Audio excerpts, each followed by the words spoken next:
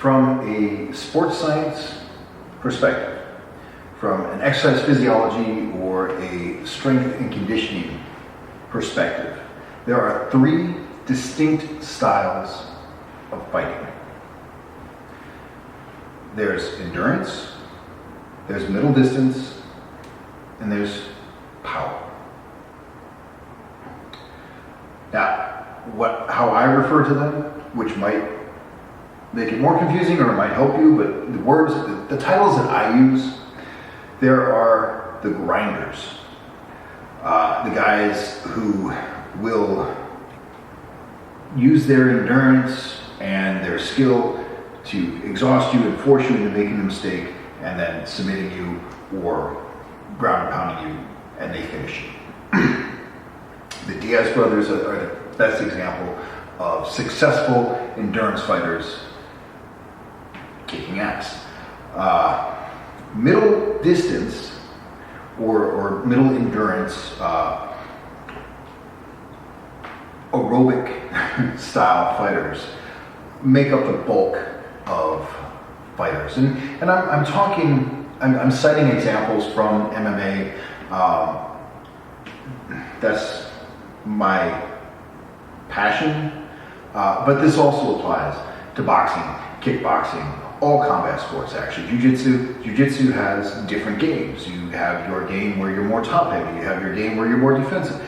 They also fall into these three specific categories of endurance, middle, and power.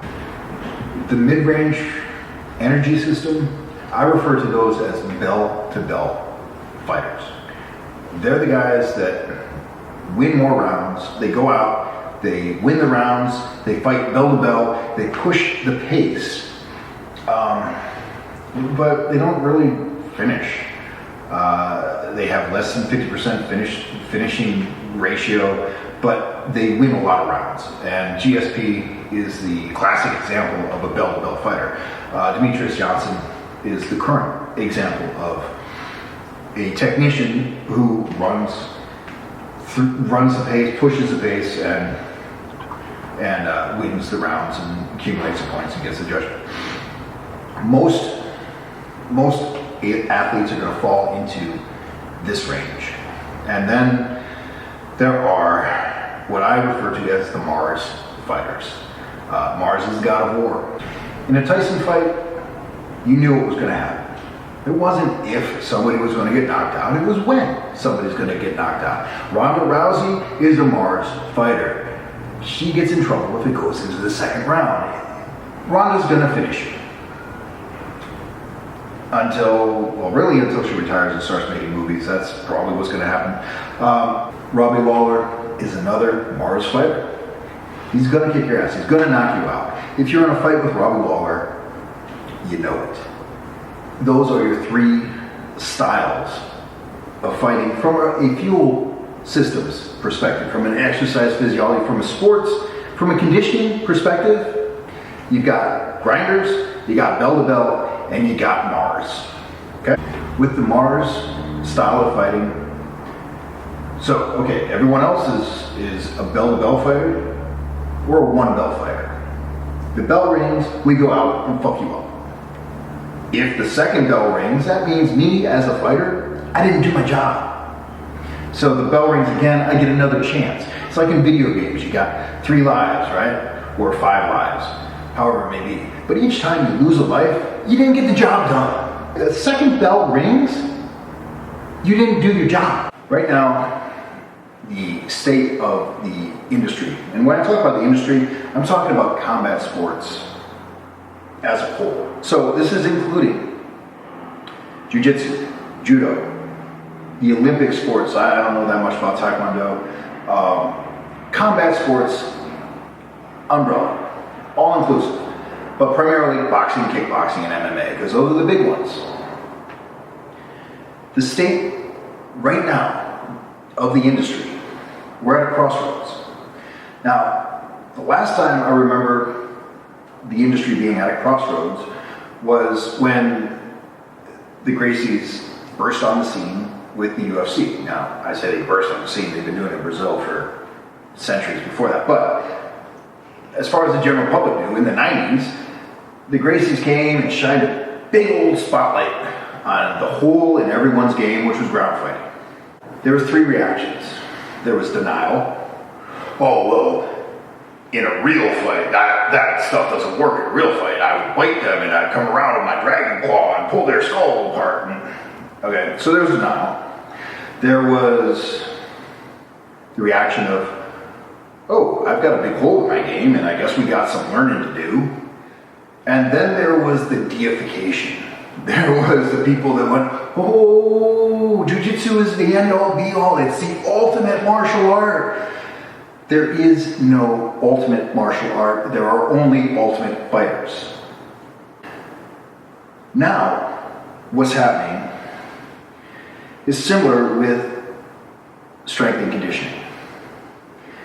This is where the crossroads is. There's basically the same 3 reactions, where there's denial, especially in boxing, which is insane to me for the amount of money on the table. They're just, well, this is what we've always done, and this has worked for us, and that's what we're going to keep doing. And, it happens in kickboxing and MMA also.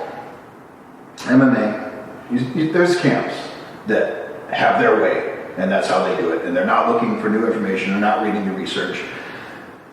There's the middle of the road guys that are like, oh, there's sports science, and there's people doing research, and there's this new information, and it applies to our sport.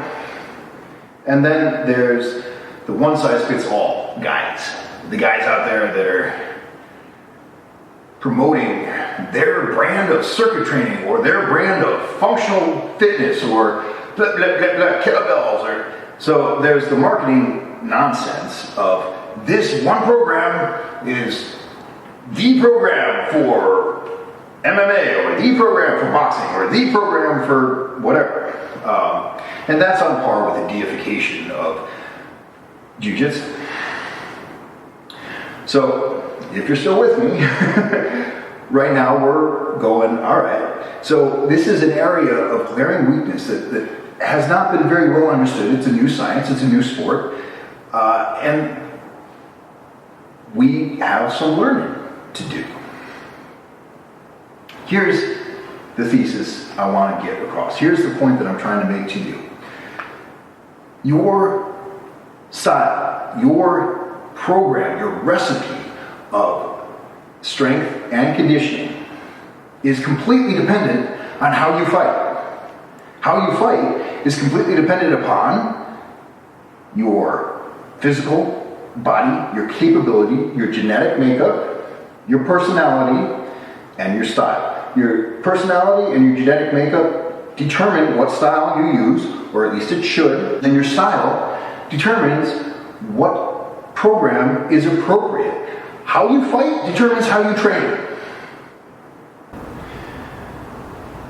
So your style of training, or your auxiliary strength training, your cardiovascular training, depends on your style of fighting. So if you are an endurance style fighter, you are going to do more endurance style training.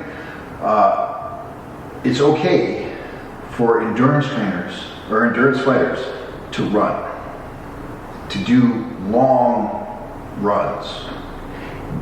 That is not okay for a Mars fighter. For a Mars fighter, running is the opposite of fighting. There's no running in the cage, there's no running in the ring, unless I'm running you over. So, endurance fighters, they're going to have more what's called LSD. Not the drug, long, steady distance. That's endurance style training. Their aerobic capacity is their superpower. The middle distance, the bell-to-bell fighters, they are going to be doing a lot of circuit training. A lot.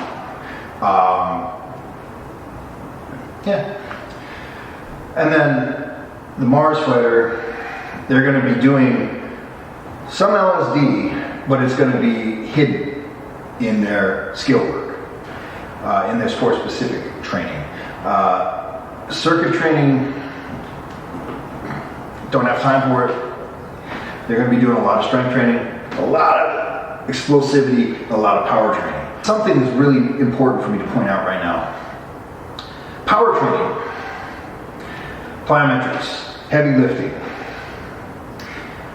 speed drills, power training makes everyone better.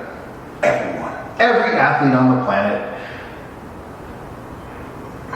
I don't know, but every combat athlete on the planet will improve with a good power training program. The inverse is not true. If you are a power fighter, too much endurance training is like poison. Too much circuit training or circuit training is like poison to a Mars fighter. If you are explosive, if you're the guy that goes out there, or the gal that goes out there with a fucking sledgehammer and say, go ahead, block anything. You think you're blocking? I'm actually hitting whatever you're blocking. You're blocking my kick? No, I'm kicking your arm. That type of fighter, endurance training is actually going to take away their superpower. Their superpower is breaking shit.